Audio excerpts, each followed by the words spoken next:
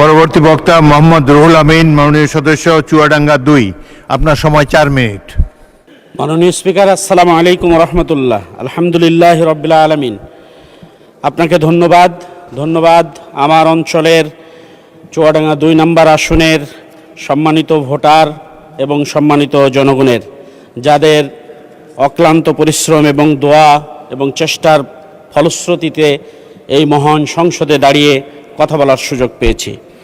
মাননীয় স্পিকার, আমার অঞ্চলটা এমন একটি অঞ্চল যে অঞ্চলে বাংলাদেশের মাননীয় সদস্য, আপনার সময় 4 মিনিট।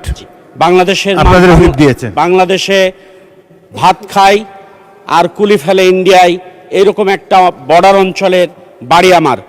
এই অঞ্চলের মানুষ সারাদিন পরিশ্রম করে আর দিন শেষে চার দোকানে এসে টকশো করে নিজেরা নিজেদের মতোই ভালো থাকার জন্য। সেই টকশোর কিছু কথা আজকে এই মহান সংসদে বলতে চাই। মাননীয় স্পিকার, বর্তমান প্রধানমন্ত্রীর সহজ সাবলীলভাবে চলাফেরা যে উদ্যোগ তিনি গ্রহণ করেছেন, সেই উদ্যোগগুলো অত্যন্ত চমৎকারভাবে সাধারণ মানুষ গ্রহণ করে। কিন্তু সাধারণ মানুষ এই কথা বলার পর আবার তিনারা বলেন, এই ভালো একজন প্রধানমন্ত্রীর পরেও বাংলাদেশের শিক্ষা প্রতিষ্ঠানগুলো এখনও অস্ত্রের ঝনঝনেনি কী কারণে হচ্ছে, কী কারণে অস্ত্র হাতে, দা হাতে, কুড়োল হাতে মানুষ শিক্ষা প্রতিষ্ঠানগুলোয় ঢুকছে, মানুষকে নির্মমভাবে হত্যা করার চেষ্টা করছে। মাননীয় স্পিকার, আমার অঞ্চলে শুধুমাত্র গরু কেনাকে কেন্দ্র করে আপন সহোদর ভাইকে দিনের বেলায় পিটিয়ে হত্যা করেছিল, তার বিচার এখনো হয়নি। এই রোজার মাসে ইফতারি করার পর আপন সহোদর হাসাদা বাজারে 2 ভাইকে হত্যা করেছে, তার বিচারও এখনো হয়নি। শুধুমাত্র ইটের প্রাচীর দেওয়াকে কেন্দ্র করে একজন আরেকজনকে দিনে দুপুরে হত্যা করে ফেলেছে, সেই বিচারও এখনো হয়নি।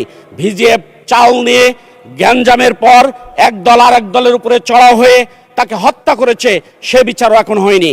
বাংলাদেশের নয়, আমার অঞ্চলের মানুষ বলেন, বর্তমান স্বরাষ্ট্রমন্ত্রী অত্যন্ত চমৎকার, অত্যন্ত সুন্দর কথা বলেন, দাড়ি কমা সেমিকোলন দিয়ে কথা বলতে পারেন। এত স্মার্ট স্বরাষ্ট্রমন্ত্রী আমরা আর কোনোদিন পাইনি। কিন্তু আইন শৃঙ্খলা পরিস্থিতি তিনি নিয়ন্ত্রণ করতে পারছেন না কি কারণে, এই জাতি সেটা জানতে চাই। সম্মানিত মাননীয় স্পিকার, আমার অঞ্চলের মাদকের ভয়াবহতায় আমাদের সন্তানগুলো দিনের পর দিন নষ্ট হয়ে যাচ্ছে। তাদের বুকের হাড় বেরোনো এবং তাদের চাপা ভাঙা দেখলে মনে হয় তাদের মাজা থেকে প্যান্টটাও পড়ে যায়, এরকম একটা পরিস্থিতি হয়েছে। এই অঞ্চলে একটা রিহাব সেন্টার তৈরির মাধ্যমে মাদক দ্রব্য নিয়ন্ত্রণের জন্য আমি আহ্বান করছি। আমার অঞ্চলে 2টি উপজেলায় ডিগ্রি কলেজ 2টি আছে, কিন্তু মাননীয় স্পিকার, স্বাধীনতার 54 বছর পার হলেও আমার সেই 2টো ডিগ্রি কলেজ এখনো জাতীয়তাকরণ করা হয়নি।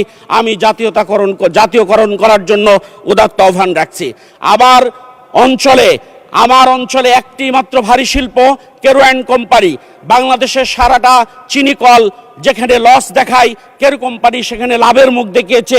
আমি অনুরোধ করব, এটাকে বিএমআরই করে 12 মাস কিভাবে চালানো যায় তার উদ্যোগ গ্রহণ করার জন্য আমি বিনীতভাবে অনুরোধ করতে চাই।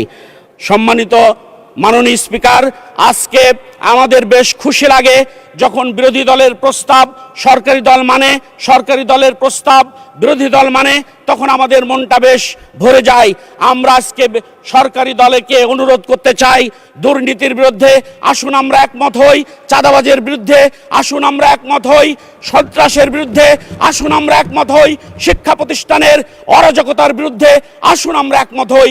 এই জাতিকে নতুন একটি স্বপ্ন দেখাই, জাতিকে নতুন দিনের সূর্য উদয়নের জন্য।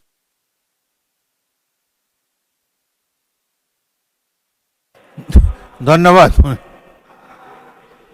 আচ্ছা, 1 মিনিটে মাননীয় স্পিকার, আমার যে অঞ্চল, সেই অঞ্চলে হসপিটাল নেই, ডায়াবেটিক্স হসপিটাল নেই, কৃষি বিশ্ববিদ্যালয় নেই, শিক্ষা প্রতিষ্ঠান নেই। এই নেই এর মধ্যে থেকে আমি আপনাদের কাছে এসেছি। আমার অঞ্চলের মানুষ যারা মাটির ব্যাংকে গচ্ছিত টাকা দিয়ে আমার নির্বাচন করতে এসেছিল, তাদের কাছে বক্তব্য, আমরা আপনার কাছে হাড়ি ভাড়ি, আমরা গাড়ি বাড়ি কিচ্ছু চাই না, শুধুমাত্র শান্তি পেতে চাই। মাননীয় স্পিকার, এই শান্তি আনয়নের জন্য আপনি আমার অঞ্চলের দিকে উদাত্ত আহ্বান রাখবেন, দৃষ্টি রাখবেন। মাননীয় স্পিকার, আমরা যে অঞ্চলের বসবাস করি সেই অঞ্চলে মাননীয় প্রধানমন্ত্রী কোনোদিন যায়নি। আপনার মাধ্যমে আজকে আমি আমার চুয়াডাঙ্গা 2 নম্বর আসনে মাননীয় প্রধানমন্ত্রীকে দাওয়াত দিয়ে রাখলাম। এই অঞ্চলে তিনি যদি যান তাহলে দেখবেন এই অঞ্চলের মানুষ কতটা কষ্টে আছে। মাননীয় স্পিকার, আবার দুটি দর্শনা একটি থানা আছে, এই থানাকে উপজেলা করে দিলে আমার অঞ্চলের মানুষ। ধন্যবাদ, ধন্যবাদ মাননীয় সদস্য।